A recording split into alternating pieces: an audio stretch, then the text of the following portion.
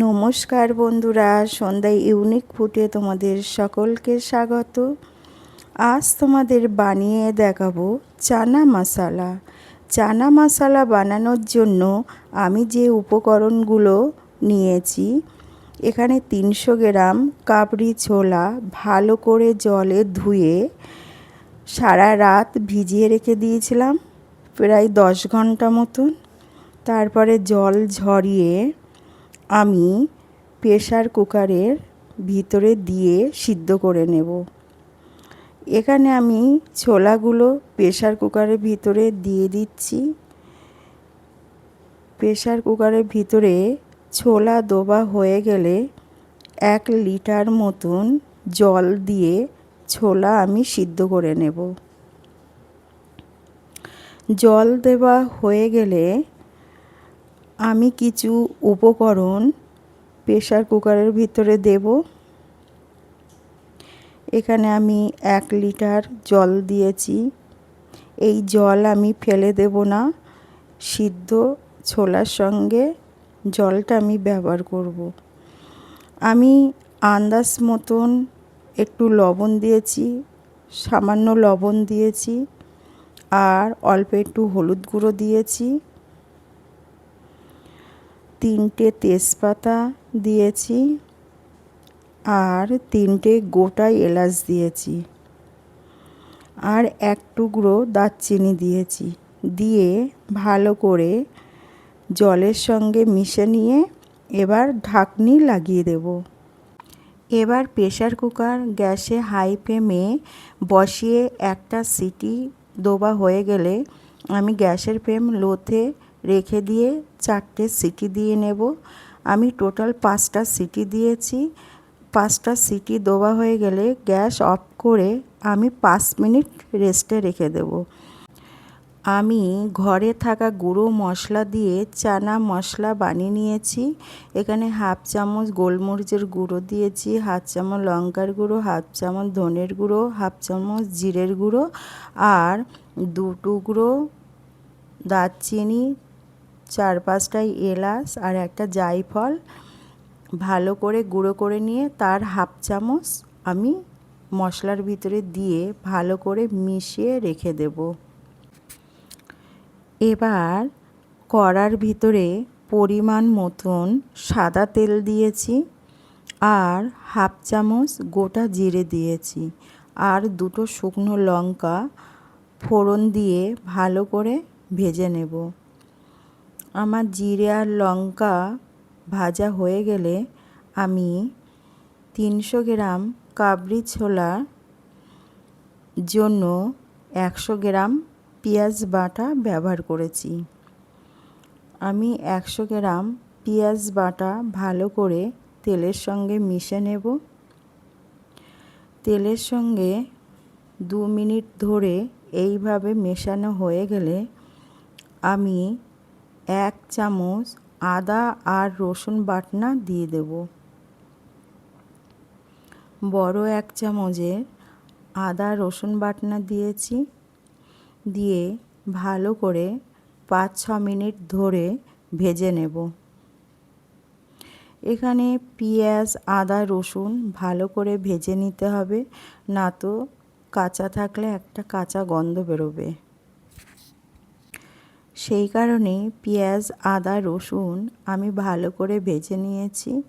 এবার আমি কিছু মশলা দেব। স্বাদ মতন লবণ দিয়েছি, যেহেতু আগে আমি সিদ্ধ করার সময় লবণ দিয়েছিলাম, সেই বুঝে লবণ দিতে হবে। আর হলুদ দিয়েছি পরিমাণ মতন। আমার সিদ্ধ করার সময়ও হলুদ দেওয়া ছিল, তাই আমি এখানে পরিমাণ মতন হলুদ দিয়েছি। আর 1 চামচ আমি কাশ্মীরি লঙ্কার গুঁড়ো দেব। দিয়ে ভালো করে মশলার সঙ্গে ভেজে নেব। মশলা ভাজা হয়ে গেলে আমি এবার আগের থেকে টমেটো কুচি করে রেখে দিয়েছিলাম, ছোট্ট একটা সাইজের টমেটো, সেই টমেটো কুচি দিয়ে দেবো। বন্ধুরা, টমেটো কুচি একটু গলিয়ে নিতে হবে। টমেটো কুচি কাঁচা থাকলে হবে না, ভালো করে মশলার সঙ্গে মিশে নিতে হবে। আমি আগের থেকে 100 গ্রাম টক দই ফাটিয়ে রেখে দিয়েছি। এবার টক দই আমি মশলার ভিতরে দিয়ে দেব।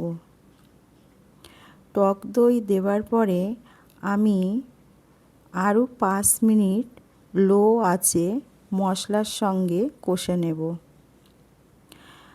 আমি টক দইয়ের বাটি ধুয়ে একটু জল দিয়েছি। জল দিয়ে 5 মিনিট মতন কষবো। 5 মিনিট মশলা কষা হয়ে গেলে আমি মশলার ভিতরে 1 চামচ ধনের গুঁড়ো দেব। বাটি ধুয়ে জল দিয়েছি, দিয়ে ভালো করে নাড়াচাড়া করে নেব। এবার 1 চামচ ধনের গুঁড়ো দেব আর 1 চামচ চিনি দেব। ধনের গুঁড়ো ভালো করে মশলার ভিতরে মেশানো হয়ে গেলে এবার 1 চামচ মশলার ভিতরে চিনি দিয়ে ভালো করে মশলার সঙ্গে মিশে নেব। মশলার সঙ্গে চিনি মেশানো হয়ে গেলে আমি প্রেসার কুকারে কাবলি ছোলা সিদ্ধ করে রেখে দিয়েছিলাম, সেই কাবলি ছোলা জল শুদ্ধ দিয়ে দেবো। দেখো বন্ধুরা, আমার ছোলা কত সুন্দর সিদ্ধ হয়ে গেছে। জল শুদ্ধ ছোলা আমি কড়ার ভিতরে দিয়ে দেব। এইভাবে আমি জল শুদ্ধ ছোলা কড়ার ভিতরে দিয়ে দিচ্ছি। আমি যতটা জলে ছোলা সিদ্ধ করেছিলাম আমি সব জলই কড়ার ভিতরে দিয়ে দেব। আমি একটু জল ফেলে দেব না, সব জল আমার লাগবে। দেখো আমি সব জল দিয়ে দিয়েছি। আমি ছোলা সিদ্ধ করা জলটাই ব্যবহার করেছি, আলাদাভাবে কোনো জল আমি দেইনি। আর এখানে একটু লবণ আর চিনি কম লাগছিল বলে আমি স্বাদ মতন চিনি দিয়েছি, আর অল্প একটু লবণ দিয়েছি। দিয়ে ভালো করে আমি ছোলার সঙ্গে মিশে নেব। এবার বন্ধুরা, আমি একটা পাত্রে 2 চামচ মতন ঘি দিয়েছি। আমি গ্যাসে ঘিটা ভালো করে গরম করে নিয়ে গ্যাসটা আমি লিভে দেব। গ্যাসটা লিভে দেওয়া পরে আমি যে মশলা বানিয়ে রেখে দিয়েছিলাম চানা মশলা, সেই চানা মশলা ঘির ভিতরে দিয়ে মিশে নেব। দেখো গরম ঘির মধ্যে মশলাগুলো কেমন ভাজা হয়ে যাচ্ছে। যেহেতু আমি গুঁড়ো মশলা ব্যবহার করেছি, তার জন্য আমি একটু ঘির মধ্যে দিয়ে ভালো করে ভেজে নিয়েছি। এইবার এই মশলাটা আমি ছোলার ভিতরে দিয়ে দেব, দিয়ে ভালো করে নাড়াচাড়া করে নেব। বন্ধুরা, এই মশলাটা দিয়ে একবার চানা মশলা বানিয়ে নিও, দেখবে মানে অনুষ্ঠান বাড়ির থেকেও খেতে ভালো লাগবে। অনুষ্ঠান বাড়ি চানা মশলা খেতে তো খুব সুন্দর হয়, কিন্তু এইভাবে একবার বানালে তোমরা বুঝতে পারবে কত সুন্দর খেতে লাগছে। এবার একটু ধনেপাতা কুচি করে আমি কড়ার ভিতরে দিয়ে দেব। ধনেপাতা এইভাবে হাত দিয়ে কুচি করে কড়ার ভিতরে দিচ্ছি। ধনেপাতা কুচি দেওয়া হয়ে গেলে আমি একটু নাড়াচাড়া করে নেব। ভালো করে কাবলি ছোলার সঙ্গে ধনেপাতা কুচি মিশে নেব। মেশানো হয়ে গেলে আমি গ্যাস লিভে দেব। বন্ধুরা, তোমাদের কাছে আমার অনুরোধ থাকলো আমার ভিডিওটা তোমরা প্রথম থেকে শেষ অবধি দেখো। আর আমার এই রেসিপি যদি তোমাদের ভালো লাগে অবশ্যই বাড়িতে তোমরা বানিও, আর কেমন হয়েছে কমেন্টে আমাকে জানিও। দেখো বন্ধুরা কেমন হয়েছে। যদি আমার এই ভিডিওটা তোমাদের ভালো লাগে তবে তোমাদের বন্ধু বান্ধবী আত্মীয় স্বজন সবার মধ্যে শেয়ার করে দিও, আর একটা লাইক দিয়ে তোমরা সবাই আমার পাশে থেকো।